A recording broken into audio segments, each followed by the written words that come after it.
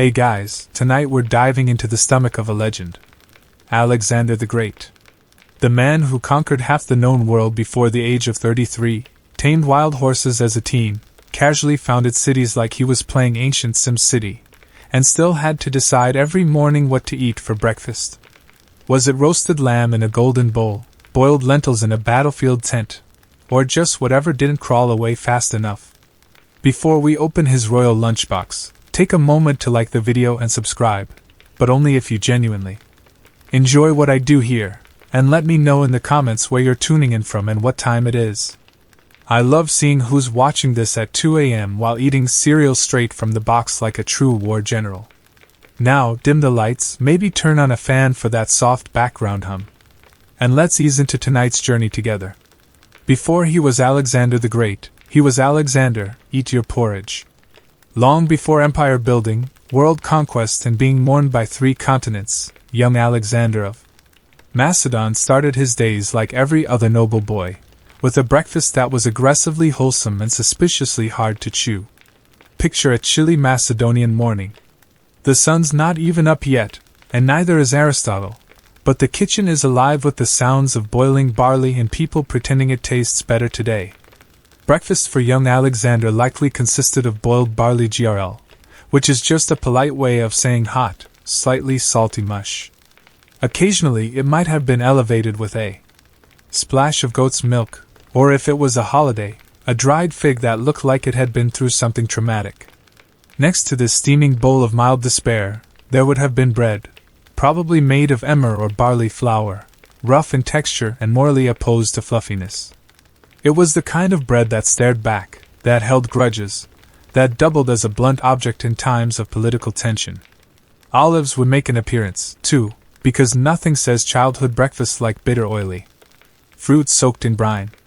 And if you were lucky, and by lucky I mean born into a royal bloodline with at least one surviving parent, you might get a wedge of goat cheese aged to the point of self-defense and capable of clearing your sinuses from across the room to wash it all down. Wine. Yes, even for a kid. But don't get excited. It was heavily diluted, practically purple water. Macedonians believed drinking pure wine was for barbarians and poets with poor judgment. It sounds humble, and it was. But it wasn't because the Macedonian court lacked resources. No, Alexander's father, Philip II, deliberately raised his son in a culture of restraint. No luxury, no softness, just calories, protein, and the psychological conditioning of a man who would one day eat field rations in Persia without blinking. So no golden pancakes, no royal eggs Benedict, just mush, olives and bread so dense it could hold up a collapsing column. Breakfast the first conquest of the day. Imagine sitting down to eat your lunch and across from you is Aristotle. Philosopher, scientist, and full-time buzzkill when it came to overindulgence. You just want to enjoy your barley bread and maybe a fig and he's over there giving a TED talk on moderation between bites of lentil stew. Alexander as a teenager wasn't just learning how to swing a sword. He was trained in ethics, logic, rhetoric, and probably which foods made you too lazy to conquer Asia.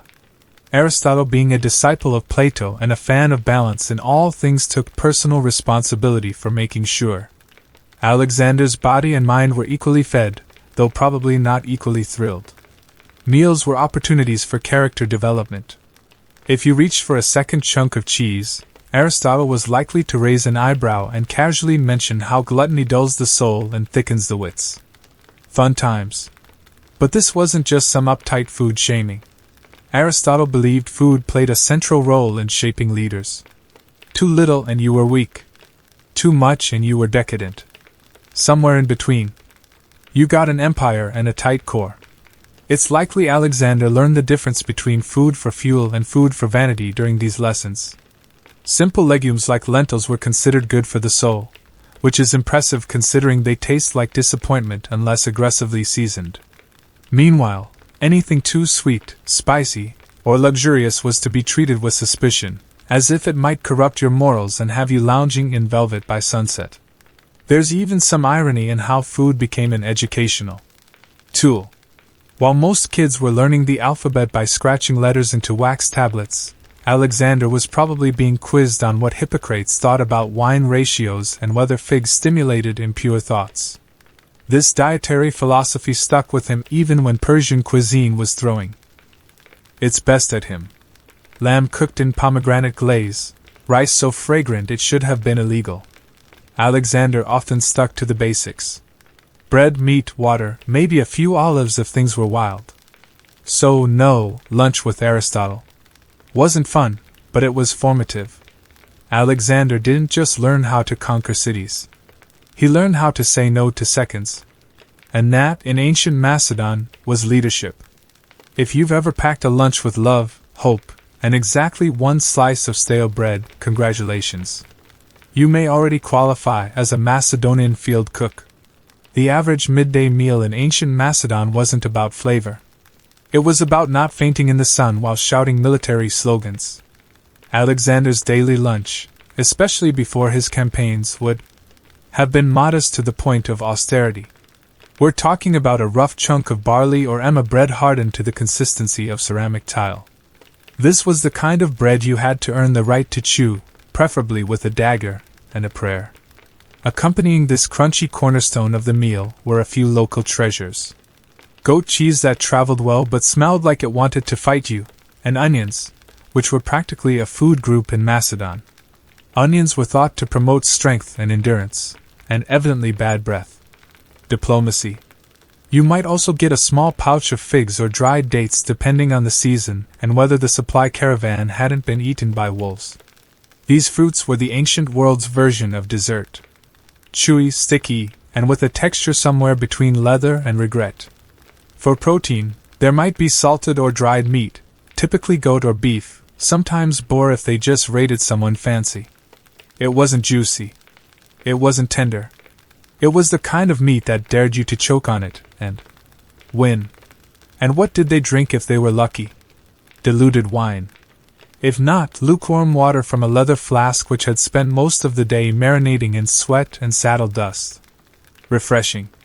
Technically, it's worth noting that Alexander ate the same food as his soldiers. He didn't send for exotic spices or request grapes peeled by hand. No, he sat in the dirt, tore off a piece of rock-hard bread, and chewed like a man trying to motivate an empire with his jaw strength alone. So, when we talk about the Macedonian lunchbox, don't picture a cute bento set. Picture a burlap pouch of calories that hated you just enough to keep you alive, functional, brutal, just like the man himself.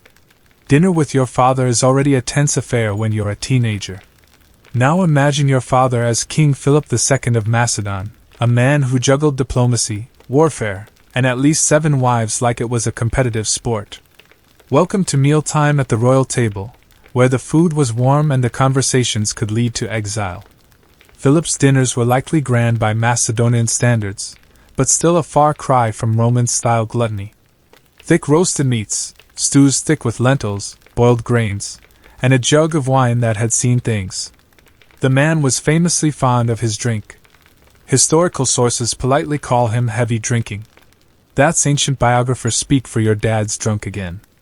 Alexander, on the other hand, often abstained or drank sparingly, not because he didn't like wine, but because Philip had a habit of mixing politics with Pinot, and young Alexander was already strategizing around him like a mini-general. Nothing spoils your appetite like watching your dad negotiate a military alliance between bites of charred lamb, and the conversation intense. You've got military advisors arguing over borders, poets reciting verses between gulps of stew, and philosophers casually insulting each other in ancient Greek. All while Alexander quietly eats his cheese and plots how to eventually outconquer his father, which he absolutely did, by the way. Occasionally, Philip would bring back exotic ingredients or dishes from other parts of the Greek world. Spice fish, honey pastries, or strange herbs that made your tongue tingle. Alexander tried them. He made polite comments, but he always circled back to the basics. Bread, meat, wine, solid, predictable, useful for empire building. The emotional side of these dinners. Let's just say therapy wasn't invented yet. Philip was both a role model and a raging migraine in sandals. Their relationship was part love, part gladiator match. At one dinner, Alexander even stormed out after Philip drunkenly insulted him. That's how bad the vibes were. And this was before someone tried to assassinate Philip with a spear. So yes, dinner with Dad was formative. It sharpened Alexander's political instincts, toughened his resolve, and probably gave him a lifelong preference for quiet meals with fewer stabbing risks. Now, let's talk about Alexander on the road. Not just any road, but the kind that stretches through scorching deserts, snow-bitten passes, and occasionally over the burning remains of your enemies. What's for lunch on this scenic route? A delightful serving of desperation with a side of tactical nutrition. Field rations in Alexander's army weren't made for flavor.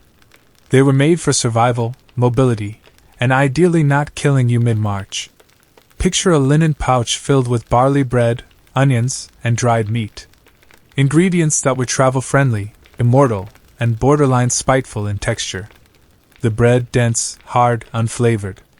If you could chew through it without breaking a tooth, congratulations. You were fit for service. These loaves doubled as utensils, shields, and in extreme cases, emotional support objects. Reheated over a campfire, they could almost pass as edible. Cold, you'd sooner bite a rock. Meat, if available, was salted beyond recognition. Goat, lamb, or beef sliced thin, left to dry in the sun, and salted until it became more mineral than muscle. This wasn't jerky. This was ancient dental testing material. It kept well, though, and if you soaked it long enough in water or wine, it might even bend. Onions and garlic were constant companions. Not because they were fun, but because they were cheap, pungent, and believed to boost stamina. Nothing says, "I'm ready for battle" like breath so intense it clears a phalanx. For hydration, there was diluted wine. Not enough to get drunk, but just enough to make the water taste less like saddle leather and regret. Straight water was rarely safe, especially when you were 700 miles into Persia and the local streams were busy being cursed. There were exceptions. Occasionally, after a victory, Alexander allowed a feast. Roast animals, flatbreads with herbs, wine that didn't taste like boiled sandals. But those were rare and always followed by another brutal march. It was never luxury for luxury's sake. It was reward with a return to reality baked in. So yes, field rations weren't gourmet, but they kept you alive, alert, and just angry enough to take on the next empire. And Alexander, he ate the same thing. Not because he had to, but because he believed no man deserved better food than his army. Picture this. You've been marching for days through blistering heat. Your sandals are basically leather regrets, and your throat feels like it's been personally cursed by the sun god Helios. Suddenly, a soldier finds a meager puddle. Not a spring, not a stream, just a muddy, probably frog-adjacent puddle, and scoops the water into his helmet. Now, here comes the historical part. That soldier offers it to Alexander, the king of kings, slayer of Persian armies, conqueror of worlds, and he just looks at the water, thanks the man, and then pours it onto the ground in front of everyone. It's one of the most iconic and dramatically parched moments of Alexander's life. Not because of what he drank, but because of what he didn't. But let's pause. Why a helmet? Because in the ancient world, cookware was optional, but helmets were standard. It was your drinking cup, your bowl, your head shield, your emergency chamber pot. Multifunctional, efficient, slightly unsanitary. Alexander's gesture wasn't about hydration. It was performance art with morale as the target. If he, the most powerful man alive, wasn't going to drink until everyone had water, then you, the foot soldier with sunburn and trench foot, could hold out, too. Was the water safe?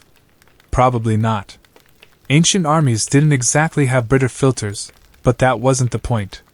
In one smooth motion, Alexander turned dehydration into team building. It's like a corporate trustful, but dustier and with more sandals.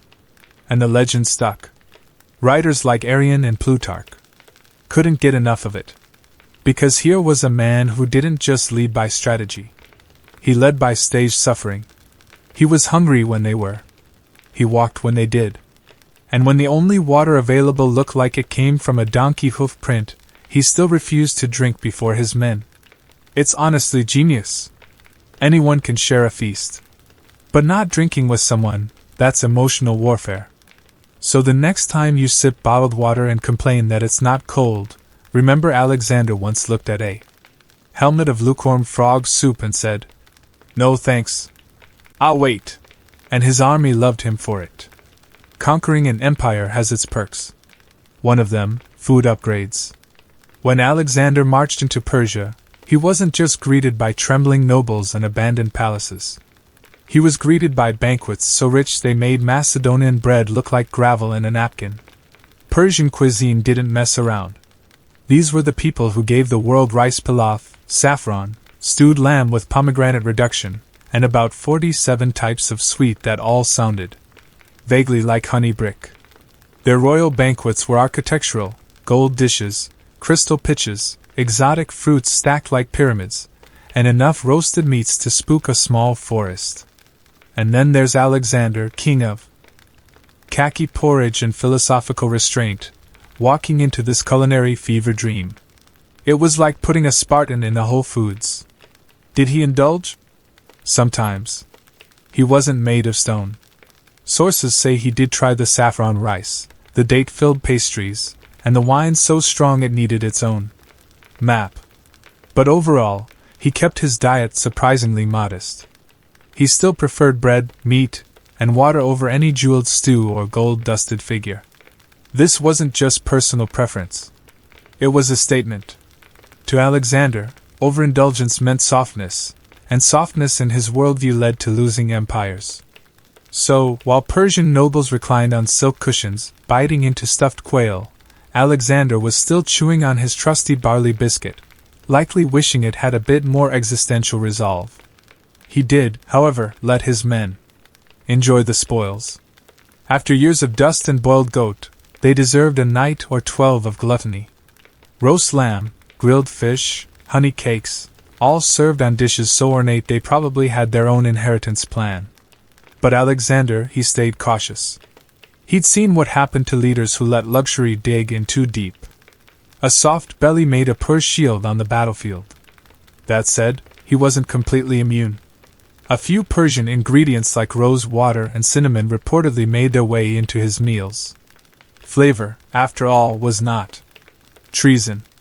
So yes, Persia sent a buffet, and Alexander sampled it. But in the end, he still dined like a man with deserts to cross, enemies to chase, and a deep distrust of anything that sparkled on a plate. Alexander never actually sat down to dinner with Darius III, but he definitely sat down to dinner because of him.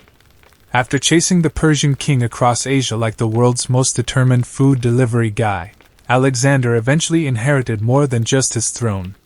He inherited his entire dining setup. We're talking about a royal kitchen operation on steroids. Darius didn't travel with a few cooks and a pot. He traveled with hundreds of chefs, bakers, spice handlers, and professional food testers whose job was essentially eat this in case it kills the king. It was less of a camp and more of a Michelin-starred military convoy. When Darius fled and left the dining tent behind, Alexander entered a world of decadence previously reserved for immortals and people with very fragile egos. Gold-plated dishes, tables groaning. Under slow-roasted lamb, saffron rice, grilled fish wrapped in fig leaves, and sauces that had been aged longer than most Macedonian soldiers. How did Alexander react? Well, like a man raised on onions and skepticism, he sat bolt upright, reportedly ignored the couches, and ate quietly while everyone around him reclined, and tried not to make eye contact with the extremely intense conqueror. No slouching, no lounging, just chewing with purpose and possibly judgment. This wasn't rudeness, it was intentional signaling. Alexander wasn't about to get caught playing Persian prince cosplay. He wanted everyone, especially former Persian nobles now awkwardly handing him their loyalty, to know he was still Macedonian, still disciplined, and still very capable of kicking over the table if things got too soft. But let's not pretend he didn't enjoy the variety. Sources mention that Alexander adopted some Persian dining customs, like multi-course meals and the occasional floral-scented wine. He wasn't above appreciating good food. He was just above needing it. So no, he didn't dine with Darius in the traditional sense, but he dined in Darius's seat with Darius's silverware surrounded by Darius's terrified chefs, which in a way was even more satisfying. After all, revenge is a dish best served on a gold platter with a side of roasted goat and political domination. Alexander the Great was famous for a lot of things: tactical brilliance, unstoppable ambition, world domination before the age of 33. But tonight's menu: wine. So much wine. Enough wine to make Dionysus say, "Hey, maybe pace yourself." Despite his usual restraint, there were moments, rare, theatrical, and slightly tragic, when Alexander leaned fully into the goblet. The most infamous of these took place in Persia, when the conquering hero, surrounded by luxury and a lot of people who nodded too quickly, hosted a massive, flamingly indulgent banquet. What was served? Likely an overwhelming spread of Persian delicacies: roasted lamb, rice pilafs, spiced fruits, date syrups, and wine poured like it owed someone money. There were toasts, long ones, emotional ones, possibly ones that involved dramatic recitations of Homer and crying about Achilles. Then came the incident. After many rounds of increasingly blurry diplomacy, Alexander, reportedly sloshed but still regal, decided to burn down the royal palace at Pepololis. Why? Historians still argue. Some say it was symbolic. Others say it was revenge. A few suspect it was a drunk dare egged on by his equally plastered companions. You know how it goes. A little too much fermented grape juice and suddenly you're torching a world wonder. Alexander woke up with the ancient equivalent of a hangover and a slightly charred empire. It may be the first recorded moment of post-wine regret in military history. This wasn't an isolated case of tipsy leadership. Other stories mention fights breaking out after banquets, including one tragic evening when Alexander, in a drunken rage, killed his close friend Cletus, the same man who had once saved his life in battle. That particular night ended with vomiting, tears, and a crisis of existential proportions. Just your average Friday in Babylon. The takeaway: for a man so obsessed with control, alcohol was his one blind spot. And the more success he had, the harder it was to keep the wine and the yes men from overflowing. So yes, Alexander drank occasionally too much. And when he did, he wasn't a king or a god. He was just a very drunk man with a very bad sense of scale and unfortunately access to torches. Marching into India was not just a geopolitical maneuver. It was a culinary curveball for Alexander and his exhausted flatbread troops. They had crossed scorching deserts, trudged through freezing mountain passes. And now here they were, face to face with spices they couldn't pronounce, and animals that looked like siege towers with tusks. Food-wise, India was a revelation. This was a land of lentils, rice, ginger, turmeric, tamarind, and enough chili-adjacent heat to turn a Macedonian soldier's helmet into a steam room.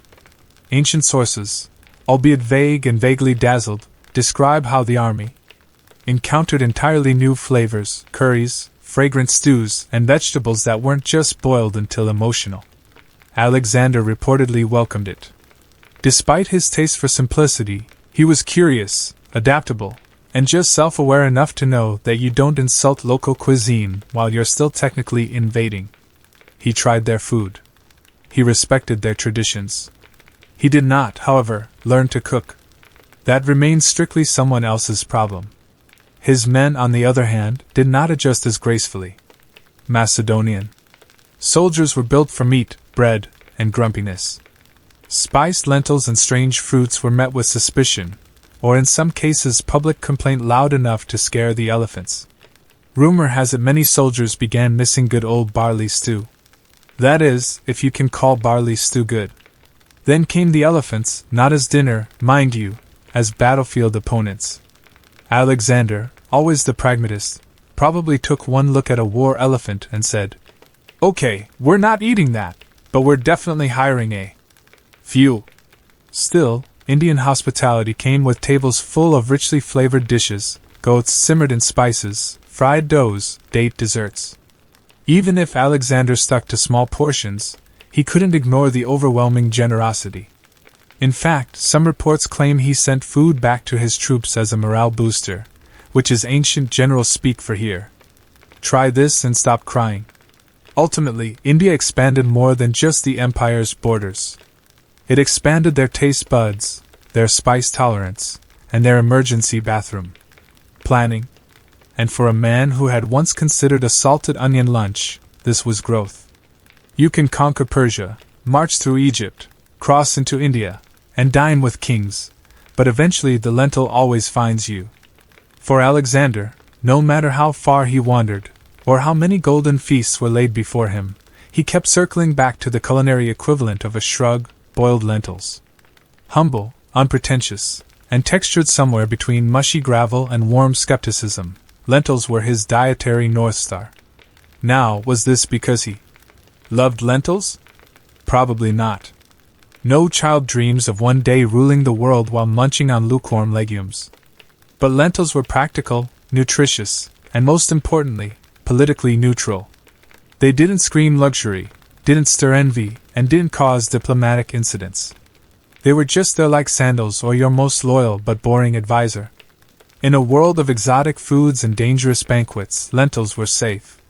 They didn't come from suspicious sources. They didn't require translation, and they certainly didn't lead to palace arson. See Wine, Chapter 9. For a ruler who slept with a dagger under his pillow, this was ideal cuisine. Historically, lentils had long been a staple in the Greek and Macedonian diet. High in protein, easy to store, and cookable with just a pot, fire, and low expectations. Add a little vinegar or oil, maybe some crushed garlic if you're feeling fancy, and voila, the ancient version of I'm too tired to cook.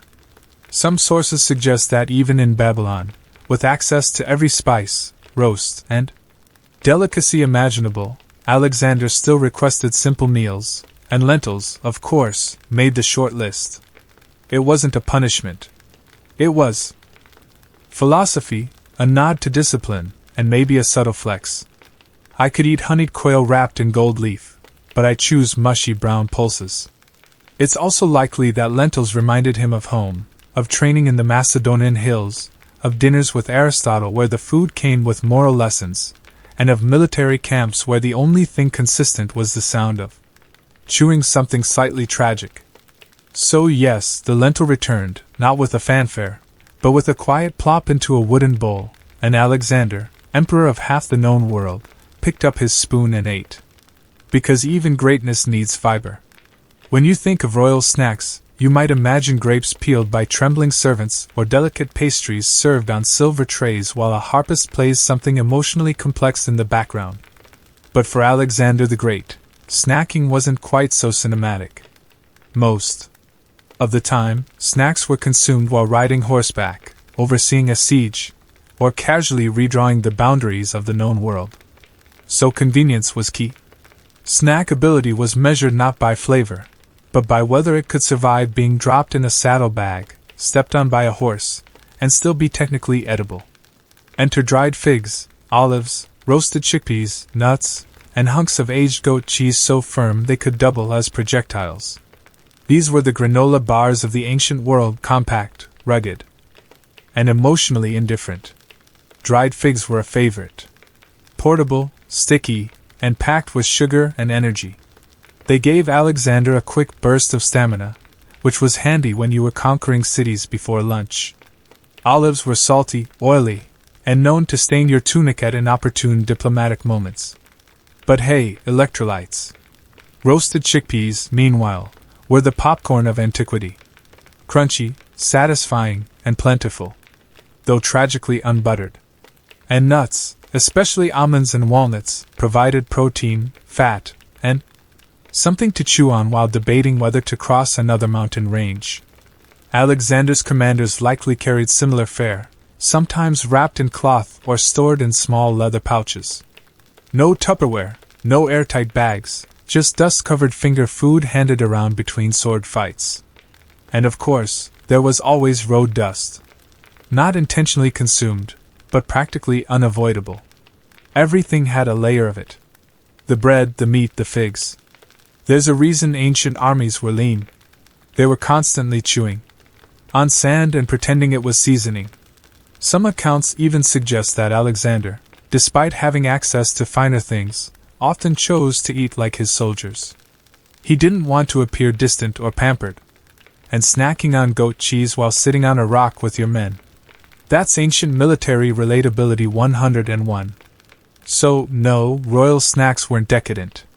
They were durable, functional, and flavored mostly by the environment, which for Alexander tasted like ambition, road grime, and the occasional figure. Every empire has its moments of culinary excess, and Alexander's conquests were no exception. While his daily meals were often practical and aesthetic, there were occasional banquets, particularly after victories, where things went weird.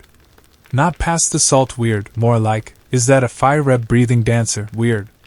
Victory feasts were diplomatic theater meets calorie binge. You'd have Persian nobles trying not to weep into their golden napkins, Macedonian soldiers wondering if honeyed lizard was a joke, and Alexander sitting at the head of it all, attempting to keep things from descending into interpretive wine-fueled warfare. These banquets were filled with roasted animals too large for one table, bowls of pomegranate-drenched rice, pastries shaped like birds, and wine poured by men wearing more jewelry than clothes. There were also live performances, music, poetry, acrobats, possibly an elephant or two doing something symbolic and vaguely threatening. But the real chaos came with the toasts. In Macedonian tradition, drinking wasn't just encouraged. It was practically weaponized. Men would try to outtoast one another in volume of wine and emotional monologue. It started with "to Alexander," and ended with someone shouting "I would die for your sandals" while weeping into a leg of lamb. One of the most famous banquets gone rogue occurred in Samarkand, where Alexander tried to merge Macedonian and Persian traditions by having both peoples feast together as equals. A beautiful idea, a logistical nightmare. Language barriers, cultural misunderstandings, and the fact that Persian cuisine included sauces, while Macedonian cuisine considered salt an indulgence. It was bound to end in someone flipping a platter. Sometimes the weirdness was unintentional, like when Alexander hosted a banquet in a city that had been recently conquered and still smelled like smoke, or when people brought extravagant tribute dishes, live peacocks, honey-glazed camel, allegedly, or a pudding that required 6 servants, and divine patience. These feasts were more than just meals. They were political statements, unity stunts, morale boosters, and occasional lessons in why you don't let the guy from Thrace near the wine amphora. So yes, Alexander could throw a party, but even then he often ate sparingly, drank carefully, and watched everything like a man who knew history was always taking notes. By the time Alexander reached Babylon, he wasn't just a king. He was a global brand with a diet that now included elements from Greece, Persia, India, and whatever that thing was, they roasted in Bactria. Babylon, of course, rolled out the red carpet. And by red carpet, we mean feasts that made Olympic opening ceremonies look like potlucks. This was the culinary climax of his journey. Babylonian chefs were masters of opulence. They had access to grain-fed lamb, spice-date wine, cooked fruits, and endless sauces, all served with flair, and usually on something gold. Meals came in courses with music, incense, and the faint scent of either glory or exhaustion, maybe both. Alexander's table was now a geopolitical event. Sitting beside him, Persian satraps, Indian emissaries, Greek generals, and probably a philosopher or two, pretending they weren't deeply uncomfortable with cumin. Yet, despite the spectacle, Alexander still ate simply most of the time. He didn't gorge. He didn't drape himself in honey. He kept the old habits: bread, meat, maybe a little wine, even as peacocks stuffed with dates paraded by. 1 part discipline, 1 part political messaging. Yes, I rule the world, but I'm still humble enough to chew jerky, like a field grunt. And then came the final feast.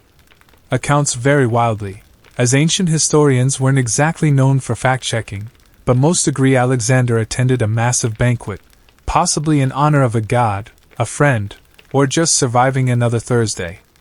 There was food. There was a lot of wine, and sometime afterward he fell ill. Was it poisoning, a fever, malaria, liver failure from years of high-functioning world domination? We'll never know. What we do know is that for 11 days Alexander lay bedridden, unable to speak, eat, or rise. The man who'd consumed continents could barely sip water. There's no detailed record of his last meal.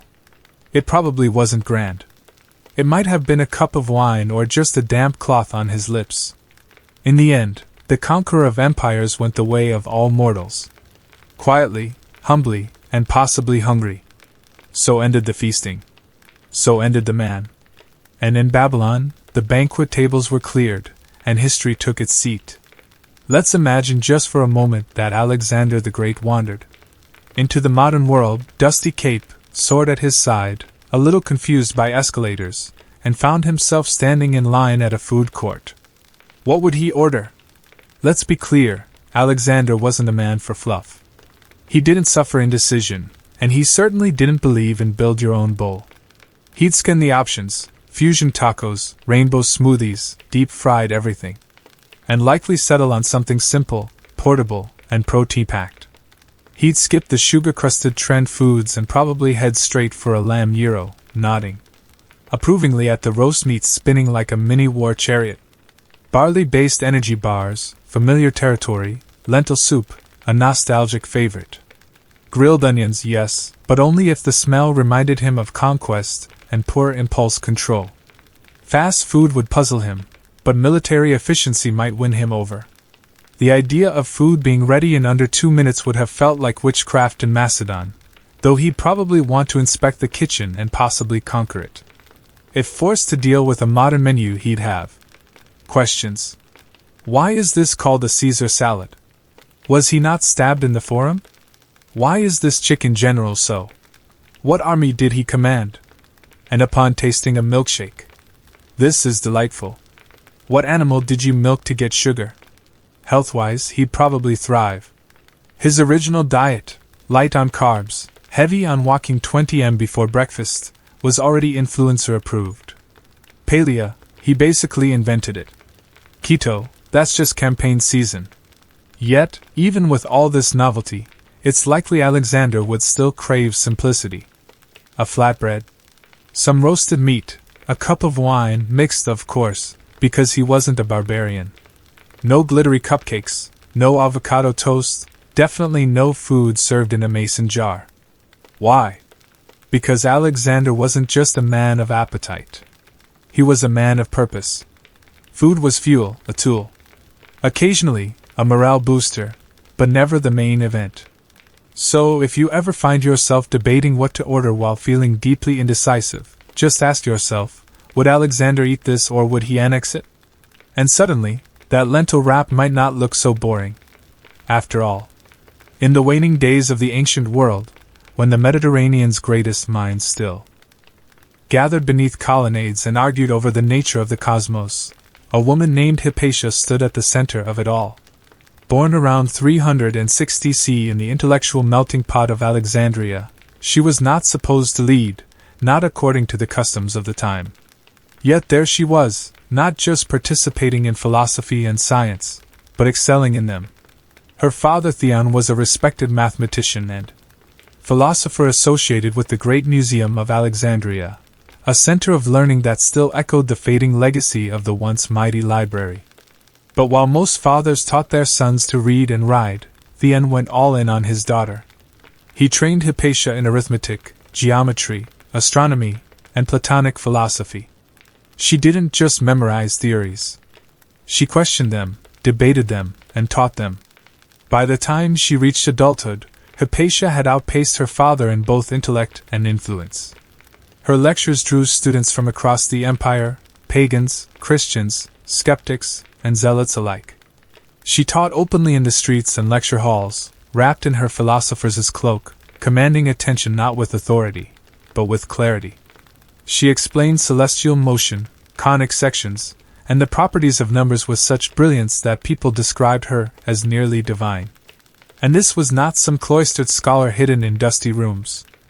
Hypatia moved freely through the male-dominated world of late Roman Egypt, offering counsel to city officials and even Roman governors.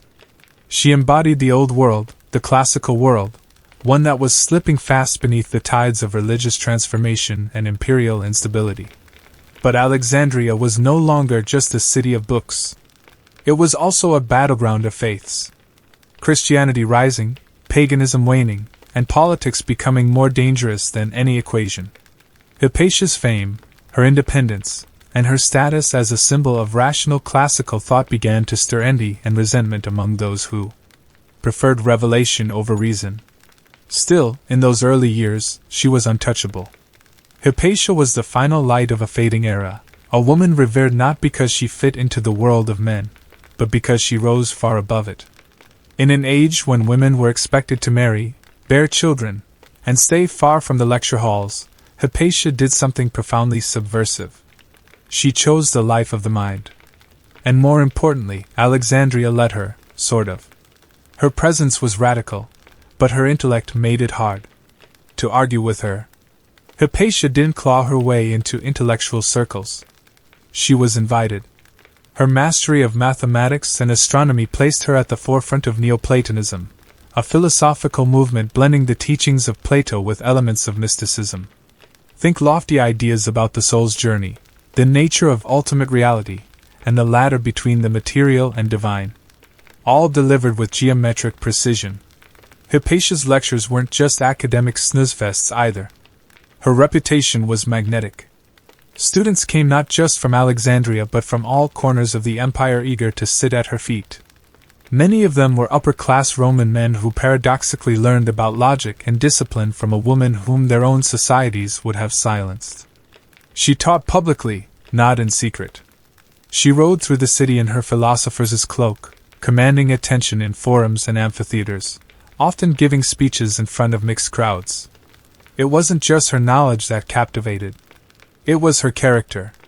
Hypatia was famously aesthetic, uninterested in wealth or pleasure. She remained unmarried, perhaps deliberately, to maintain her independence and philosophical purity. According to one story, likely apocryphal but still telling, when a student tried to pursue her romantically, she shut him down by flinging a bloody menstrual rag at him and declaring, "This is what you love, young man, not beauty." Point taken. Yet, despite her stoicism, she wasn't cold.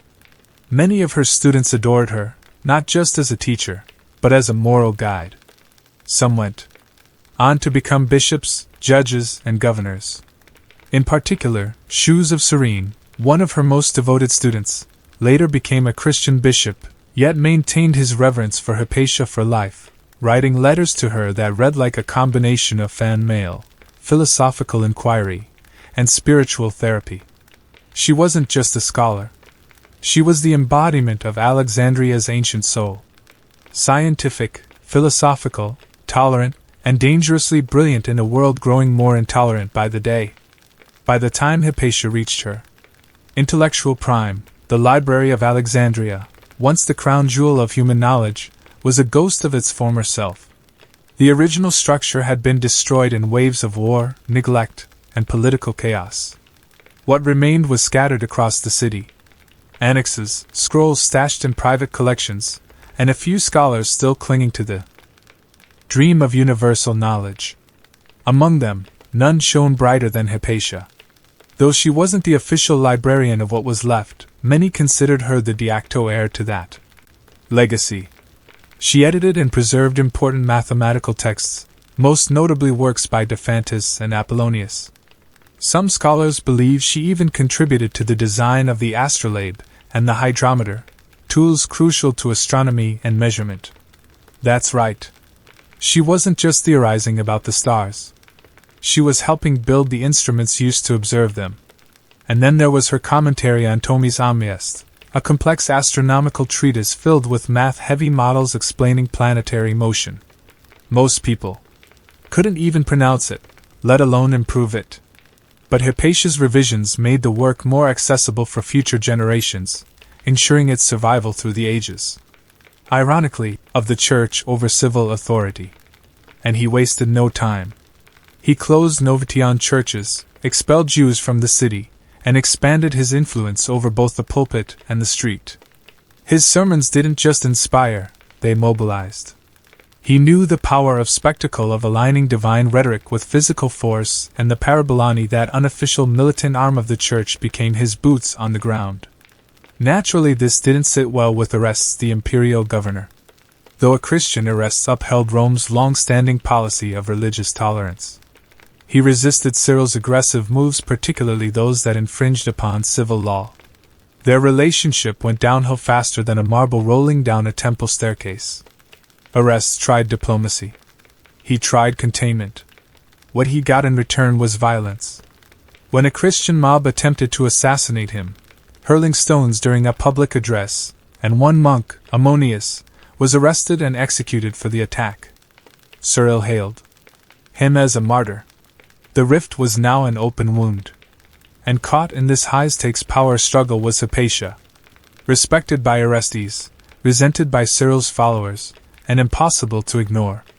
She wasn't overtly political, but her intellect and influence made her a threat. Her very existence undermined the idea that wisdom flowed only through the church. A woman, a pagan, an astronomer, and a close advisor to Cyril's greatest political enemy. It didn't matter that Hypatia had no army, no ambition for office. In a city where theology and power were now indistinguishable, neutrality was the most dangerous position of all. And Cyril's silence on the growing whispers against her would prove deafening. Because in Alexandria, when people start pointing fingers at witches, it's only a matter of time before someone lights the fire. By 414 C, Alexandria had become a city where truth was no longer required for conviction, only suspicion and a crowd. Hypatia, once celebrated across the empire as a philosopher of unmatched brilliance, was now being recast in darker tones by her enemies. Whispers spread like plague that she was a sorceress, that she kept Orestes under her spell, that she was plotting against the church.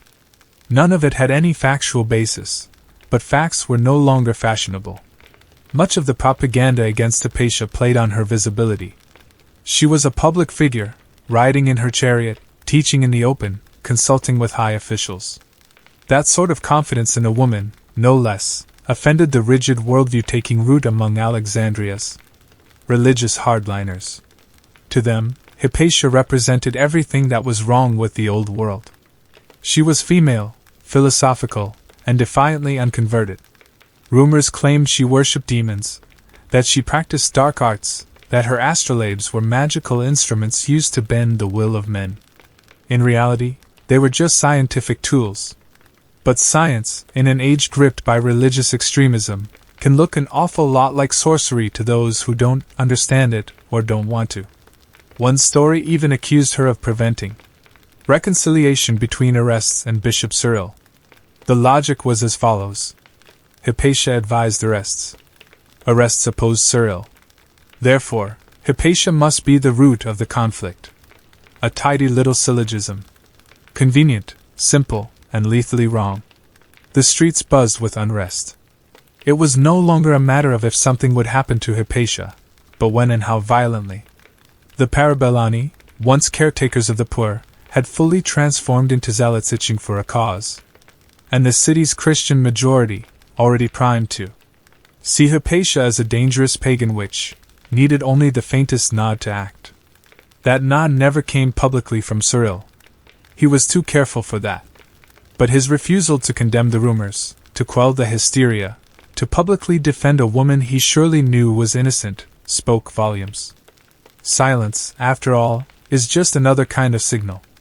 And so the trap closed slowly, invisibly around Hypatia, not with chains, but with whispers and pointed fingers. The kind of prison you never see until it's too late. It happened in the spring of 415 C. Hypatia, now in her mid-50s, still rode her chariot through Alexandria's streets, still taught her students, and still dared to exist in defiance of the narrative her enemies had crafted. She likely knew the danger. The glances had turned hostile, the whispers sharper, and the atmosphere thick with menace.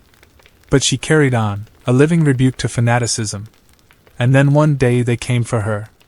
It wasn't an organized trial or an official execution. It was a mob frenzied, righteous, and brimming with hate.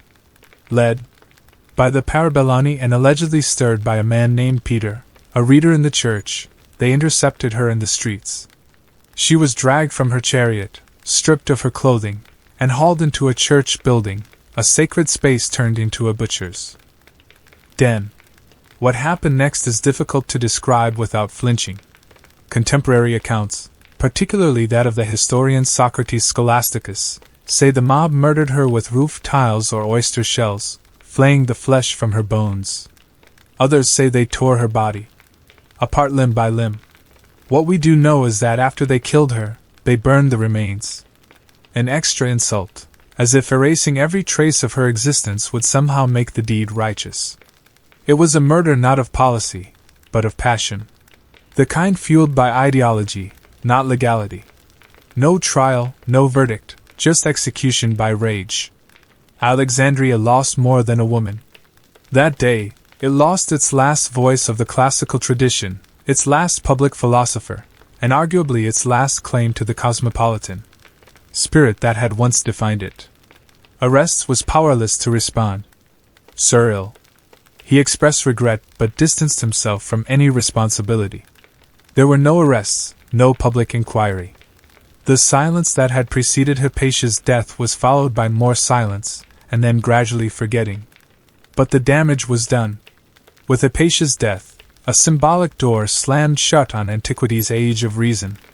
It marked the end of Alexandria as an intellectual capital, and the beginning of its descent into theological rigidity. Her mutilated body was the final punctuation mark on centuries of slow cultural erosion. A scholar was killed. A world was lost. In the weeks following Hypatia's brutal murder, Alexandria fell eerily quiet. Not because peace had returned, but because something essential had died. The streets still bustled. Churches still rang with chants. Bureaucrats still stamped scrolls. But the soul of the city, that open exchange of thought, that synthesis of Greek philosophy, Roman governance, and Egyptian mysticism had dimmed. Forever. There was no justice for Hypatia. No trial, no restitution. Arrests already weakened eventually disappeared from the historical record. Some say he left Alexandria too politically isolated to govern. Others say he was recalled to Rome. Either way, the one man in power who had tried to shield her was gone. And Bishop Cyril, he emerged from the crisis stronger than ever. Though Cyril denied involvement in her death, many saw his silence and rhetoric as tacit approval. He made no effort to punish the killers. He never condemned the act publicly. In time, he was even canonized. Saint Cyril of Alexandria, remembered more for his battles against heresy than the philosopher whose blood had been spilled under his watch. As for Hypatia, her legacy was swiftly buried, not just physically, but intellectually. Her name was scrubbed from many records.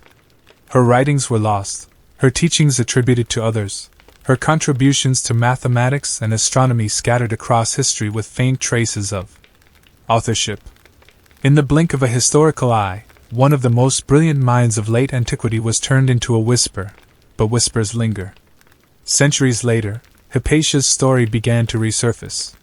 First in the writings of Renaissance humanists who saw in her a martyr for reason. Then in Enlightenment salons where she became a symbol of intellectual freedom suppressed by dogma. By the 19th and 20th centuries she was elevated once again. The woman philosopher, the last guardian of Alexandria's ancient wisdom. A tragic figure whose death marked the twilight of classical civilization. Still, what we know about Hypatia today comes largely from the accounts of men. Students like Shoes, historians like Socrates Scholasticus, and chroniclers from a later time trying to piece together a shattered mosaic. The woman herself, her voice was silenced, but her silence became thunder. Despite the centuries of silence, Hypatia refused to be forgotten. Her name, once nearly erased, resurfaced in every age that questioned authority and valued the pursuit of truth. She became more than a historical figure. She became a symbol, not just of a murdered scholar, but of an idea. That reason must stand its ground even when the world turns violent. During the Renaissance, thinkers rediscovered her story and held her up as a martyr to ignorance. In the Enlightenment, philosophers and skeptics pointed to Hypatia as proof of what happens when religion crushes inquiry. Voltaire wrote of her with fury, portraying her death as the final nail in the coffin of classical learning. She was cast as a tragic heroine in plays, poems, and later novels. Often exaggerated, yes, but always admired. In modern times, her story has inspired scientists, feminists, and secularists alike. To mathematicians, she's one of the earliest recorded women in the field, a forerunner to those still fighting for representation in STEM today. To women in philosophy, she's an ancient pioneer, one who didn't just participate in intellectual life, but helped shape it. And to humanists, she's a stark reminder of how fragile knowledge can be when confronted by fear. But Hypatia's legacy is more than symbolic. Though most of her written work has vanished, scholars suspect her influence remains embedded in the survival of Greek mathematical texts. Her editions and commentaries likely became the versions that filtered into Arabic and later European scholarship. So even in silence, her fingerprints remained on the instruments of learning. There's a profound irony in that. The mob that tore her apart sought to destroy not just the woman, but everything she stood for. And yet, Hypatia endured, not in temples or churches, but in the minds of generations who refused to let her name vanish. Today, statues bear her likeness, schools carry her name, and thinkers from all walks of life invoke her memory when the world begins to slip into ignorance. She stands not just as the last light of Alexandria, but as a challenge to each of us to speak clearly, think boldly, and never cower before the mob. Because truth, like Hypatia, may bleed, but it does not break. Beneath a quiet stretch of the Italian Alps, just 30 m from Turin, lies a secret that defies belief. It's not marked on any old map, nor advertised to tourists. There are no Roman ruins, no medieval cathedrals. Instead, concealed beneath the mountain village of Vidraco is an immense hand-carved underground complex, a labyrinth of sacred chambers known as the temples of humankind. And for nearly 2 decades, no one outside a small spiritual community even knew they were there. This isn't some minor cave with a few fresco. The temples stretch across 5 levels connected by passageways, spiral staircases, and domes that could rival the architecture of great cathedrals. They are covered in sacred art, mosaics, stained glass, cosmic symbology, and golden altars, all chiseled, painted, and installed by hand.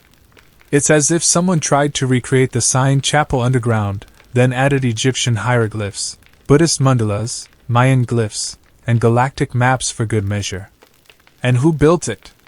Not the Vatican, not an esoteric order with centuries of tradition.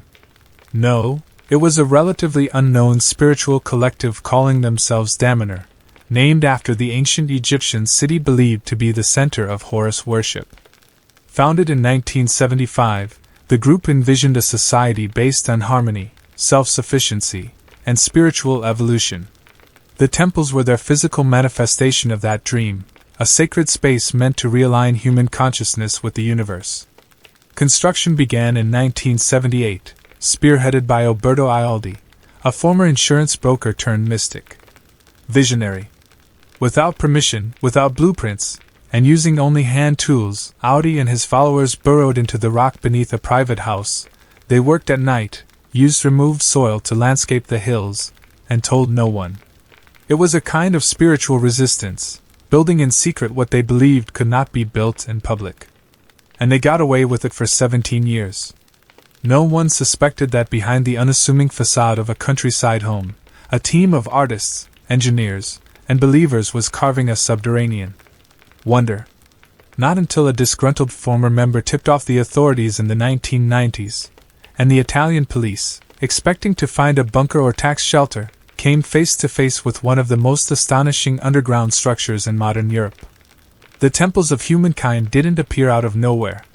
They were the result of a grand, highly unconventional vision born in the mind of a man named Alberto Irati, later known to his followers as Falco. In the 1970s, Eraldawi wasn't yet a spiritual guru. He worked a fairly ordinary job as an insurance agent in northern Italy. But beneath the surface, he was obsessed with metaphysics, reincarnation, ancient civilizations, and what he called the memory of the cosmos.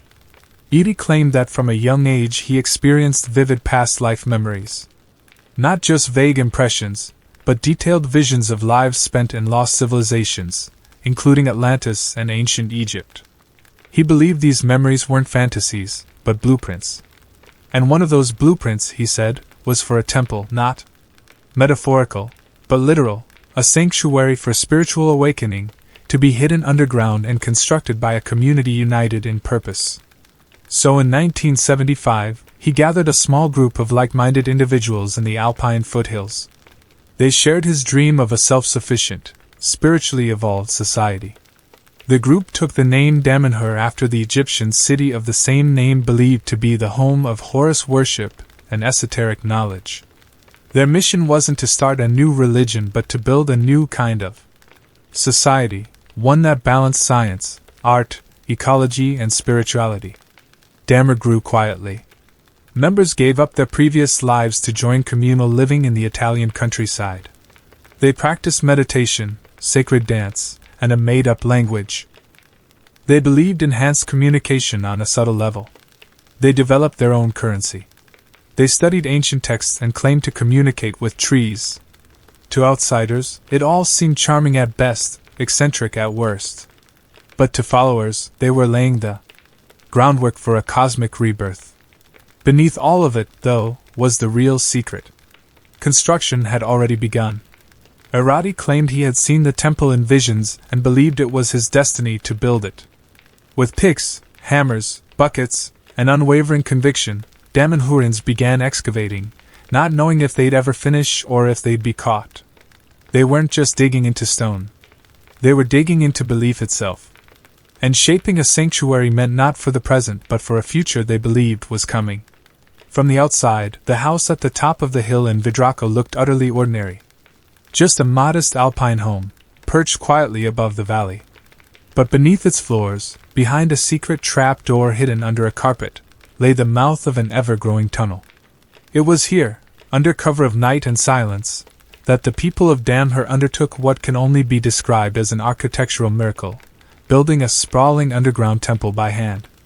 Construction began in 1978. There were no cranes, no backhoe. No engineering teams in hard hats, just a handful of people with pickaxes, hammers, and lanterns. They tunneled into solid rock with basic tools, removing the debris bucket by bucket, often working through the night to avoid detection. The excavated earth was quietly distributed across the landscape, used to shape gardens and terraces, leaving no sign that anything was happening below. It was incredibly dangerous. The work wasn't sanctioned. There were no safety codes. A single mistake could have triggered a collapse and buried them alive. But the Damanhurans believed they were protected by faith, destiny, and the guidance of higher intelligences. This wasn't just construction. It was sacred ritual. Every strike of the hammer was a devotional act. Ialdi or Falco claimed he had already seen the temple in a vision. Every room, every hall, every golden altar. His sketches guided the layout. Domes representing different spiritual principles interconnected by passageways filled with art and light. Each chamber had a function: meditation, healing, energy alignment. The architecture was driven by sacred geometry and esoteric symbolism, not modern utility. Even as more members joined the project, the secrecy held. Families passed down stories of their children growing up playing above the temple floor, completely unaware of what was beneath their feet. Somehow, for nearly 15 years, no neighbor reported strange activities. No curious local stumbled into the wrong doorway. No authority knocked at the door. By the early 1990s, they had carved out an underground space, large enough to house several floors of elaborately decorated halls without a single outsider knowing. It was a feat of human persistence, madness, artistry, or perhaps all three. They weren't just building a temple. They were defying the modern world by proving something ancient could still be born hidden beneath it. For nearly 17 years, the temples of humankind remained one of the best-kept secrets in modern Europe. But as with all secrets, this one eventually surfaced. Not with a whisper, but with a bang. In 1992, a former Daemon member, bitter over a dispute with the leadership, decided to report the existence of the underground complex to the Italian authorities. He claimed there was an enormous illegal structure buried beneath the Alps. One not registered, not inspected, and definitely not approved. To the government, it sounded absurd. An entire temple system built by a cult without anyone noticing. Still, officials were obligated to investigate. When police arrived at the site in Vidraco, they expected at most an unauthorized basement, or perhaps a small bunker. What they found was beyond anything they had prepared for. Upon entering through the concealed trapdoor, they descended into vast chambers glittering with mosaics, golden altars, and stained glass windows, all underground. Marble pillars, vate domes, sacred symbology from every known spiritual tradition. The officers were stunned. Some reports say they believed they had discovered a lost civilization. The sheer size and artistry of the temples defied logic. This wasn't just a secret room. This was a multi-level architectural wonder carved out of bedrock hidden in plain sight. News of the discovery spread quickly, and public reaction was a chaotic mix of fascination, outrage, and bureaucratic panic. The Italian government, initially alarmed, issued an immediate stop work order and threatened to seal the complex permanently. After all, no permits had been filed, and there were serious concerns about structural safety. But something unexpected happened. Instead of recoiling in fear or ridicule, the public was intrigued. Photos of the chambers, particularly the Hall of Mirrors and the Blue Temple, began circulating in Italian newspapers. People were captivated. Who were these people? How did they build this? And why? Daemon, now facing extinction or acclaim, chose to open its doors. They invited officials, journalists, even skeptical scientists to tour the temples. And what they saw was undeniable. Not the work of a cult, but a monumental artistic and spiritual endeavor. In trying to bury their vision, Daemon had created a marvel. And now the world wanted in. Once the cat was out of the cosmic bag, there was no going back. With the threat of demolition looming, the Dammana community made a bold choice: complete transparency. Rather than deny or hide their creation, they invited the world inside.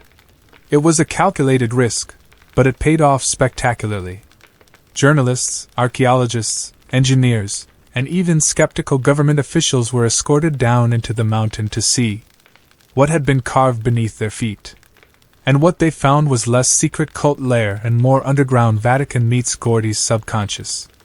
There was the Hall of Mirrors, a massive chamber with mirrored walls, stained glass ceilings, and tiled floors that reflected light like a kaleidoscope of energy. There was the Hall of Earth, shaped like a chalice dedicated to the feminine principle and ancient earth goddesses. Each temple was designed with precision, not only artistically but energetically aligned with what the Damanhurans believed were synchronic lines, cosmic pathways of energy crisscrossing the earth. The architecture was built to resonate with these lines, amplifying their effects and turning the space into a kind of spiritual engine. Italian authorities, now facing public fascination and media buzz, had a problem on their hands. Yes, the temples were technically illegal, but demolishing them would mean destroying a modern artistic marvel that had captured the public's imagination. In a rare twist of bureaucratic mercy, the government chose to regulate instead of erase. Rather than shut the complex down, they allowed Dammana to retain ownership under strict safety and preservation guidelines. Engineers reviewed the structural integrity. Historians catalogued the symbolism. Artists simply stood in awe. By the mid-1990s, the temples of humankind had been transformed from a forbidden mystery into a cultural phenomenon. The group launched guided tours and spiritual retreats. Filmmakers and photographers documented the halls. Critics remained, of course, but curiosity far outweighed condemnation. What had once been hidden was now open to the world. And in a strange reversal, the The very secrecy that once protected the temples had become their greatest marketing tool. People didn't just come to see art. They came to stand inside a miracle that wasn't supposed to exist. The mountain had kept its secret. Now it whispered it to everyone. To the untrained eye, the temples of humankind might seem like an eclectic art project. Gone off the rails. All colors, symbols, and cosmic flair. But to the Damanhurans, every square inch has purpose. This wasn't just a sacred space. It was a machine for consciousness, a metaphysical tool designed to amplify spiritual energy, awaken latent human potential, and realign humanity with the cosmos. At the core of Damer's philosophy is the belief that Earth is crisscrossed by synchronic lines, energetic currents similar to ley lines or acupuncture meridians. These lines, they say, connect powerful sites across the planet. The pyramids, Stonehenge, Machu Picchu, and now the underground temples in Vidraco. The temples were not randomly placed. They were intentionally built at the intersection of these lines, making them, in Damanhurian logic, a sort of interdimensional charging station. Each chamber within the temples reflects a different spiritual concept. The Hall of Water, for instance, is dedicated to past lives and emotional healing. The Hall of Spheres is considered the temple's energetic nucleus, a place intended to communicate with higher intelligences and distant civilizations. No, not metaphorically. The Damanhurans genuinely believe that consciousness exists beyond Earth, and that the temples act as a beacon. It's not just symbolic. The community incorporates sound, geometry, and material resonance into the architecture to activate these energies. Walls are embedded with copper coils. Quartz crystals are positioned to reflect frequencies. Every element from colors to symbols to materials is chosen based on how it resonates with human consciousness and planetary harmonics. Visitors often describe strange experiences, feeling waves of energy, hearing unexplained tones, or entering altered states of awareness. Whether placebo or power grid, the temples do seem to have an effect. Even skeptical scientists have noted unusually strong electromagnetic activity in some chambers. But for the Damanhurian faithful, science only confirms what they already know. This is a living temple, one that interacts with intention, emotion, and thought. It is a bridge not just between Earth and the stars but between what we are and what we could become. In their eyes, the temples of humankind are not a relic of the past, but a prototype for the future. While the underground temples are the most visually spectacular part of Damanhur, they are only one piece of a much larger spiritual experiment. Above ground, the Federation of Daman functions as a kind of intentional micro-nation, complete with its own constitution, currency, schools, and even timekeeping system. That's right. They use their own calendar, which started in 1975, the year the Federation was founded. In Damanhurian reckoning, we are currently in year 50-some. The community is organized into eco-villages, each with a specific purpose. Farming, arts, research, healing, or temple work. Daily life blends the mystical with the mundane. Residents grow their own food, participate in group meditations, and meet for weekly social alchemy sessions designed to align the individual's spiritual progress with the group's collective evolution. At its peak, Damanhur boasted over 1,000 members from more than 30 countries. Newcomers don't just join casually. They undergo an initiation process and are encouraged to live communally, give up some personal possessions, and contribute their skills to the collective. Professions range from sculptor to software developers.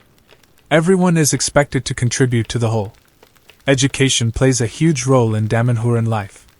Children are taught not only math and language but also sacred geometry, ancient mythology, and energy awareness. There's even a Damanhurian university offering courses in esoteric sciences, spiritual physics, and alternative healing methods. If it sounds like Hogwarts with solar panels, you're not far off. At the philosophical center of it all is the idea that divinity exists in all things and that humanity's purpose is to awaken to its role as co-creator with the universe. This means living harmoniously with nature, exploring consciousness, and using creativity as a spiritual tool. 2. Outsiders, the community can seem eccentric, even cult-like, But there's no single deity, no enforced dogma, and no charismatic tyrant. Leadership is democratic, and roles rotate. Members are free to leave, and many do. Critics exist. Some former members cite internal pressures, ideological rigidity, or burnout. But even critics admit it's unlike anything else on Earth. Damher isn't just a commune or a spiritual retreat. It's an ongoing social experiment, a place where people try in earnest to live a myth, not just read about one. To walk through the temples of humankind is to enter a universe made of symbols. Every wall, ceiling, and floor is layered with meaning, mythological, mathematical, cosmological. But Damon doesn't see art as mere decoration. Here, art is sacred technology, a tool to awaken the spirit, unlock ancient memory, and communicate with the divine without saying a single word. Their aesthetic is not random. It weaves together Egyptian iconography, Celtic spirals, Hindu deities, and futuristic star maps. One chamber might depict the Eye of Horus, while another features stylized DNA strands or planetary alignments. These are not just pretty patterns. They're intentional codes. Damon Hirans believe these symbols speak to the soul's language, bypassing the rational mind and triggering deeper awareness. But why blend so many cultures and traditions? According to their teachings, all myths are fragments of a larger universal truth. Stories told in different tongues pointing to the same cosmic source. The temples aren't claiming to recreate any one religion. Instead, they seek to harmonize them all, not in a bland mashup, but as a deliberate integration of human spiritual history. Then there's the matter of language, or rather languages. Damanhur developed its own sacred language called sacred language. Not very original, but accurate. It consists of thousands of ideogues, each designed to express spiritual concepts that ordinary speech supposedly fails to capture. You'll find these glyphs carved into stone and glass throughout the temples. Shimmering in gold leaf, etched into colored marble, floating above doorways like glowing spells. To the community, these symbols aren't invented, they're remembered. Falco claimed that this language comes from ancient civilizations predating our recorded history, possibly even from extraterrestrial origins. In other words, the symbols are less created and more recovered, like spiritual fossils of an earlier, wiser age. Visitors often describe the experience of being inside the temples as emotional, even overwhelming. Many cry. Some say they feel a strange sense of familiarity, like they're remembering something long forgotten. And that's exactly the point. The temples aren't designed to explain. They're designed to evoke. Because in Damanhur, truth isn't taught. It's awakened through story, symbol, and the silence between words. The temples of humankind were never meant to be monuments to the past. They were and still are a blueprint for the future. Not just a spiritual future, but a cultural one where architecture, consciousness, and community fuse into something new. While the world above rushes forward with technology and division, the world beneath Vidraco continues to expand slowly, intentionally, one brushstroke at a time. Even today, the temples are not finished. Dammer considers them a living organism, constantly evolving. New chambers are added, old ones are renovated, murals are touched up, new symbols added to reflect the changing energy of the community. Unlike traditional sacred sites frozen in time, the temples of humankind breathe. They grow with the people who built them. In the years since their discovery, Damher has expanded its global reach.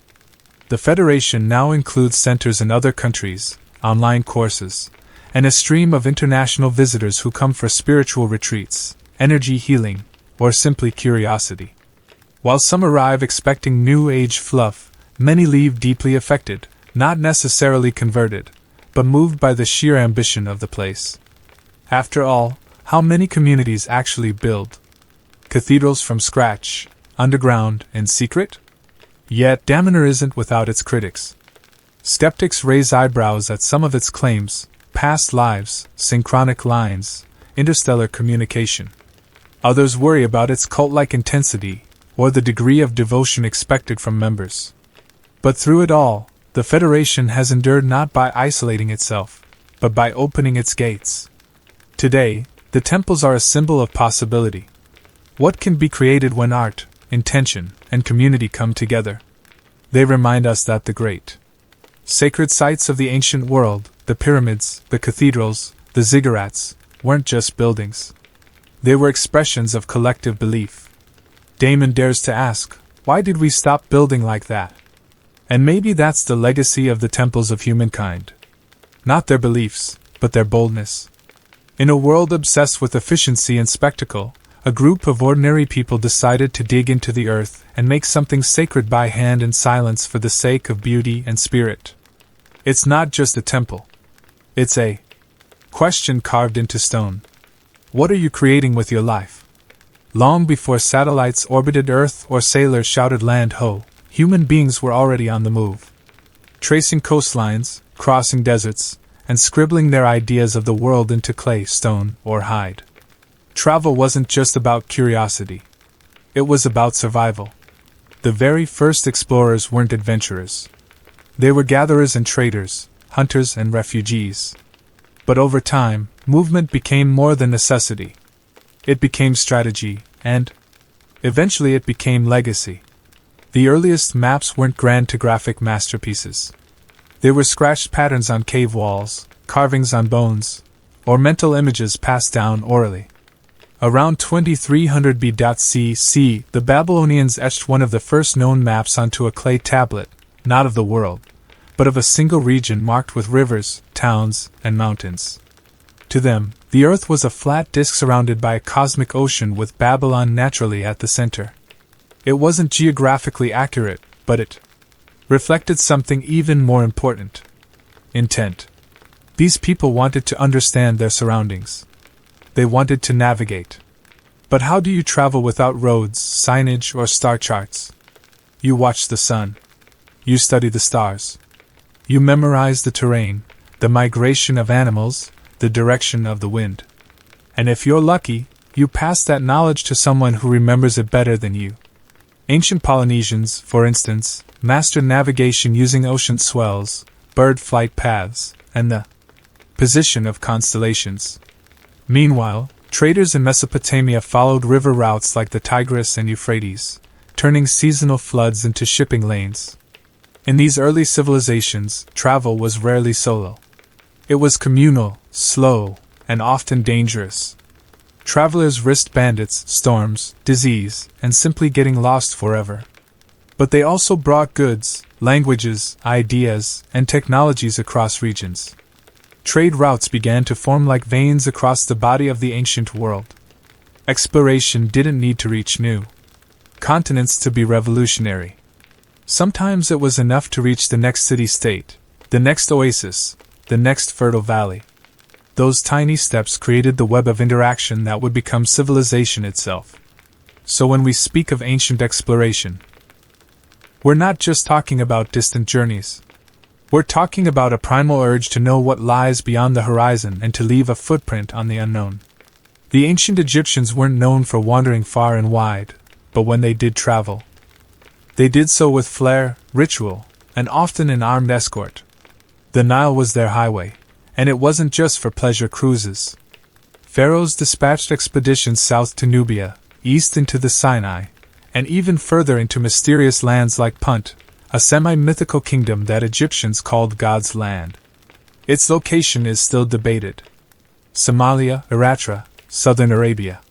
No one's quite sure, but what's certain is that the Egyptians sent ships there loaded with goods and prayers, hoping to return with incense, gold, exotic animals, and a sense of divine prestige.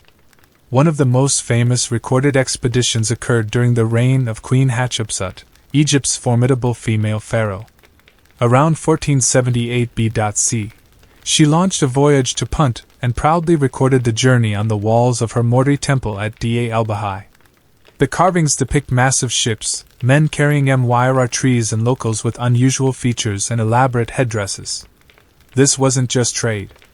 It was diplomacy, propaganda, and spiritual alignment all rolled into one. Egyptians also ventured into the Sinai Peninsula, not just for conquest, but to mine turquoise and copper. These expeditions often involved hundreds of workers, scribes, soldiers, and priests. Travel was state-sponsored and heavily documented. Pharaohs weren't sending lone adventurers. They were deploying logistical machines. Officials recorded everything. What was mined, who participated, and how many offerings were made to the gods to ensure a safe journey. Despite being surrounded by deserts, Egypt wasn't isolated. Caravans moved through the western desert, connecting oases and bringing in goods from as far as Libya. Sea travel, though dangerous, allowed contact with Byblo, Crete, and other eastern Mediterranean ports. But make no mistake, ancient Egyptian travel was not easy. Whether by land or boat, expeditions were slow, risky, and costly. Yet they were seen as essential extensions of divine order. When the pharaoh moved, Egypt moved, and every journey reinforced their worldview that Egypt was the center of the universe, and everything else, whether friend, foe, or foreign, existed to be known, tamed, or honored. For them, exploration was not rebellion against the gods. It was service to them. If ancient Egypt looked inward toward its river and gods, the Phoenicians were the ones staring out across the sea and building ships to chase the horizon. Emerging around 1500 BC. From the coastal cities of Byblo, Tai, and Sidon in present-day Lebanon. The Phoenicians didn't conquer land. They conquered water. And in doing so, they became the ancient world's most daring navigators and traders. They were not an empire in the traditional sense. No vast armies, no towering ziggurats. But they built something arguably more impressive, a network. The Phoenicians established trade routes that stretched across the Mediterranean from the Levant to North Africa to Cyprus, Sicily, Spain, and even to the mysterious edge of the Atlantic at the Strait of Gibraltar. Along the way, they founded cities, the most famous being Carthage, which would later rival Rome itself. What made them successful? Boats. Sleek, fast, and durable. Phoenician ships were the marvels of their day. They used a combination of OES and sails with high hulls for protection, and curved designs that cut through waves. These weren't just transport vessels. They were floating marketplaces loaded with cedar wood, glacier, textiles dyed with their famous purple pigment, and alphabetic script carved into stone and traded like high-tech. Yes, the Phoenicians also gave us one of the greatest tools for human connection, the alphabet. Their script simplified writing, moving from cuneiform and hieroglyphs to a system of just 22 characters. It would go on to influence Greek, Latin, and eventually our modern alphabets. But travel for the Phoenicians wasn't without peril. Pirates prowled the waters. Storms could crush ships into splinters, and every new harbor brought the risk of unfriendly locals or economic competition. Still, they persisted not as conquerors, but as connectors. They brought tin from Britain, silver from Iberia, papyrus from Egypt, and spices from Arabia. Some sources, including Herodotus, even claim that Phoenician sailors under Egyptian sponsorship circumnavigated Africa as early as the 6th century BC. That's a bold claim. But if anyone in the ancient world could have pulled off such a feat, it was probably the Phoenicians. They didn't build monuments. They built routes and in doing so mapped the heart of the ancient world. Through wind, wave, and trade. While Mediterranean sailors cut across waves and traded city to city far to the east, another kind of journey was unfolding.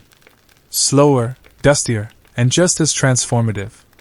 In ancient China, travel didn't mean ships on the sea. It meant caravans crossing deserts, winding through mountains, and braving some of the most unforgiving terrain on earth. This was the beginning of what we now call the Silk Road. A vast network of overland routes that connected East Asia with the Middle East, Central Asia, and, eventually, Europe. Its origins trace back to the Han dynasty around the 2nd century BC when the Emperor Wu of Han sent an emissary named Zhang Qian westward to establish alliances against nomadic invaders. Zhang Qian failed in his political mission, but in doing so, he accidentally discovered entire civilizations beyond China's western frontier. He returned years later with stories of Persian goods, Central Asian horses, and exotic cultures. The emperor wasn't thrilled about the delay, but he was fascinated by the possibilities. Trade routes blossomed. Chinese merchants began exporting silk, lacquer, spices, jade, and porcelain. Products so desirable that they became status symbols from India to Rome. In return, caravans brought back horses, glassware, wool, and gold. But it wasn't just goods that traveled. Ideas, technologies, and religions crossed borders. Buddhism moved from India into China. Art styles merged. Instruments were exchanged. Even paper invented in China would eventually find its way west, revolutionizing written communication. But Silk Road travel was brutal. Caravans crossed the Tlamacan Desert, nicknamed the place from which no one returns. Sandstorms could bury travelers. Thieves lurked in remote passes. And the sheer distance thousands of miles from Tianjin, modern Xi'an, to cities like Samarkand or Antioch could take months or even years. Travelers relied on oases where small trading cities flourished like green jewels in the desert. Da Nang, Kashgar, MV. No single empire controlled the whole road.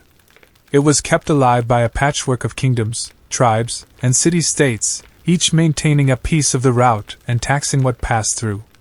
And yet, despite its complexity, it worked, creating a web of connection that reshaped the ancient world. The Silk Road wasn't a single trail.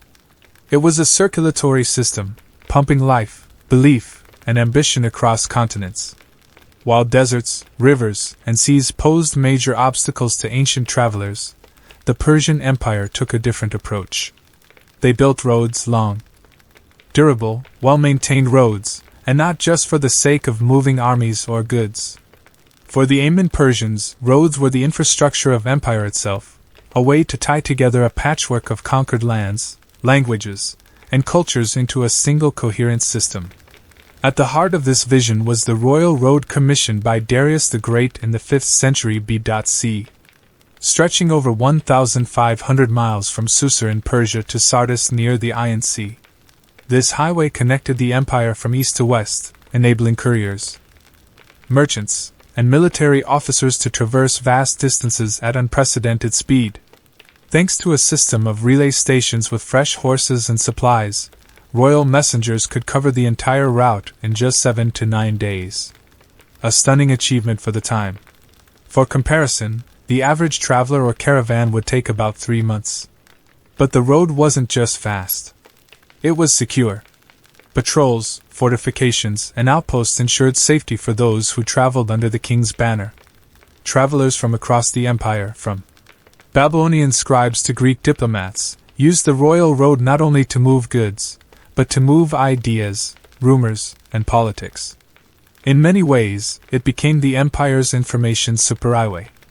The Persian Empire's road system extended beyond the royal road, linking cities like Ecbatana, Persepolis, and Babylon, and stretching out toward Egypt, India, and Central Asia. Way stations called caravanserais offered rest and supplies for weary merchants and travelers. These structures would later become vital components of Islamic and Silk Road travel centuries down the line. More than just infrastructure, Persian roads symbolized the empire's desire to unite its many parts, not through force alone, but through connection. By standardizing coinage, weights, and languages used for official communication, the Persians made it easier for people to interact, trade, and participate in the imperial economy. In a world where most movement was slow and chaotic, Persia offered something revolutionary: order, structure, and a system designed for long-distance travel. In short, the Persians didn't just rule an empire. They engineered it. The Greeks weren't empire builders in the traditional sense. Not early on, at least. What they were, however, was incredibly curious. From Herodotus to Theas, Greek travelers roamed the ancient world seeking knowledge, trade, and sometimes just pure wonder. Exploration for them wasn't always about conquest. It was a way to ask questions, collect stories, and map the unknown. One of the earliest and most fascinating explorers was Theas of Massalia, modern Marseilles, who around 325 BC sailed beyond the known world through the Straits of Gibraltar up the Atlantic coast and allegedly all the way to a mysterious northern land he called Thursday. Many scholars believe he may have reached Iceland or Norway. He described strange phenomena like the midnight sun and frozen seas, things Mediterranean readers thought were mythical. But Pythos wasn't a mythmaker. He was a scientist with a sailor's heart. Meanwhile, in the eastern Mediterranean, Greek merchants and philosophers traveled across Egypt, Persia, and India. Alexander the Great's campaigns in the 4th century BCE blew the Greek world wide open, creating the Hellenistic era where Greek became a lingua franca from Athens to Bactria. Cities like Alexandria, Antioch, and Susia became crossroads for goods and ideas. Travel was no longer an exception. It was an expectation. Then came the Romans, the engineers of empire. The Romans took travel and paved it quite literally. With their famous road system, they connected cities across Europe, North Africa, and the Middle East. At its peak, the Roman Empire boasted over 250,000 m of roads, including more than 50,000 m of stone-paved highways. Roads like the Via built in 312 BC were feats of engineering designed to last, and many of them still exist today. Roman roads served the military first, enabling legions to move rapidly to crush rebellions, but they also enabled commerce, postal services, pilgrimages, and even tourism.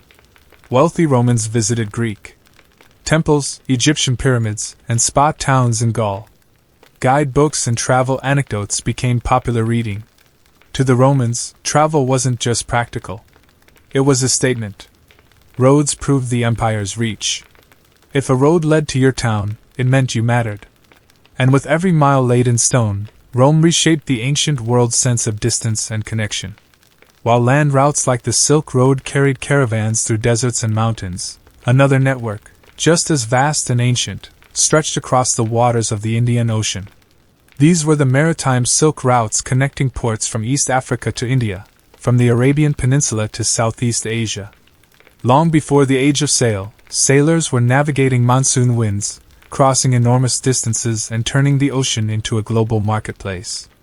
The key to it all, monsoon winds, predictable seasonal currents that reverse direction each half of the year. Ancient mariners learned to time their journeys with the winds, heading east when they blew in from Africa and west when they reversed. With this knowledge, ships could reliably cross the open ocean, making voyages that once seemed impossible. Indian merchants sailed from Gujarat and the Tamil coast, exporting spices, textiles, gemstones, and ivory. In return, they imported horses, incense, gold, and even exotic animals. Arab traders from ports like Aden and Oman carried goods to and from the Persian Gulf, while East African merchants in places like Raptor traded ivory and tortoise shell. Chinese vessels, especially during the Han and later Tang dynasties, also ventured into the mix, exporting silk, ceramics, and lacquer. By the 1st century CE, Greek and Roman ships were arriving in Indian ports like Barak and Musaris, bypassing overland routes entirely. A Roman-era guidebook, the Periplus of the Erythraean Sea, describes in detail the bustling trade ports, goods exchanged, and routes followed by sailors across the Indian Ocean. This wasn't speculation. It was a manual for navigating global commerce.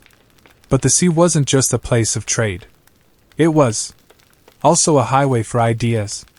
Buddhism spread from India to Sri Lanka and Southeast Asia via maritime routes. Islamic traders later carried their faith across the Indian Ocean, shaping entire coastal cultures in East Africa and the Malay world. Unlike the often militarized overland empires, the Indian Ocean trade network thrived on pluralism and cooperation. Ports became melting pots of language, religion, and cuisine. A Tamil merchant, a Swahili sailor, a Yemeni imam, and a Chinese diplomat could all do business in the same harbor. In this ancient sea, the tides didn't just carry ships. They carried civilizations. Not all ancient travel was driven by trade, war, or empire. For millions, the most powerful reason to journey was faith. Sacred sites, holy rivers, and distant shrines drew pilgrims across continents, often at great personal cost in search of healing, enlightenment, or divine favor. These were not mere vacations. They were spiritual tests, acts of devotion in motion. In ancient India, pilgrimage was central to Hindu and Buddhist life. People traveled to bathe in the sacred Ganges, visit shrines like Varanasi or Bodh Gaya, or climb high into the Himalayas to seek out mountain hermitages. These journeys, often long and perilous, were believed to wash away karma and bring one closer to liberation. Buddhist monks journey not just within India but beyond, spreading their faith along trade routes into Sri Lanka, Central Asia, China, and beyond. In Greece, pilgrims flocked to oracles like Delphi, where the priestess of Apollo spoke in riddles believed to reveal divine insight. Others visited healing sanctuaries like Epidaurus, where offerings and rituals were performed in hopes of curing ailments. These sacred journeys doubled as social and economic events with vendors, entertainers, and civic ceremonies, making pilgrimages community affairs. In the Roman Empire, religion was interwoven with state identity. Pilgrimages to temples and imperial cult centers were both acts of piety and political loyalty. Devotees might travel to the temple of Asclepius for healing, or make the trek to Jerusalem, then under Roman control as part of Jewish religious tradition, especially during festivals like Passover. Pilgrimage was also a cornerstone of Zoroastrian and Egyptian traditions. Ancient Persians traveled to fire temples, while Egyptians made sacred journeys along the Nile to participate in temple festivals such as those at Abydos, believed to be the burial place of Osiris. These sacred travels often blurred the lines between spiritual and political space. Roads were maintained, not just for armies or merchants, but for the faithful. Shrines emerged along trade routes, and temples doubled as inns for pilgrims. As a result, pilgrimage helped knit together vast regions with shared belief systems and sacred geographies. Ultimately, these journeys were more than physical. To travel in devotion was to symbolically leave behind one's ego, comforts, and attachments and return transformed. The body moved across the land, but the soul journeyed far deeper. By the time the ancient world gave way to the medieval era, the foundations of global connectivity had already been laid, not by emperors alone, but by the countless travelers who braved the unknown. Merchants, pilgrims, explorers, and scholars had woven together a vast web of routes, over land and maritime, sacred and commercial, peaceful and perilous. What they left behind was not just footprints, but a legacy of exchange of goods, ideas, faiths, and technologies that would shape civilizations for centuries. Travel changed everything. The spread of writing systems like the Phoenician alphabet helped standardize communication across borders. Religious movements, Buddhism, Christianity, Zoroastrianism, and later Islam all owe their global reach to the steady footsteps of wandering teachers and believers. Spices from India flavored Roman feasts. Chinese silk adorned Parthian kings. African gold crossed the Red Sea and ended up in Persian treasuries. But travel also reshaped how people thought about the world. Ancient geographers like Eratosthenes calculated the Earth's circumference with remarkable accuracy using little more than sun angles and logic. Strabo and Ptolemy mapped continents using second-hand reports and daring assumptions. Even inaccurate maps were steps towards something larger, a vision of a connected Earth where distant people were no longer myth, but fellow humans on different roads. These roads, rivers, and sea lanes would eventually evolve into the great trade networks of the medieval and early modern worlds. The Silk Road would merge into Islamic caravan routes. Roman roads would be walked by Christian pilgrims. Indian Ocean sailing knowledge would be inherited by Arab, Chinese, and eventually European navigators. Perhaps most remarkably, the spirit of ancient travel, this urge to reach out beyond the known, endures. The modern world may be powered by engines and GPS, but its heart still beats with the same curiosity that drove Phoenician sailors, Chinese caravanners, and Egyptian emissaries thousands of years ago.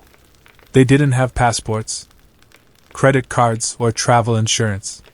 But they had boldness and vision and an unshakable belief that the world beyond the mountains, the dunes, or the waves mattered. That what lay beyond the horizon was worth the risk. And because they believed that we inherited a world tied together not just by trade or conquest but by human movement itself.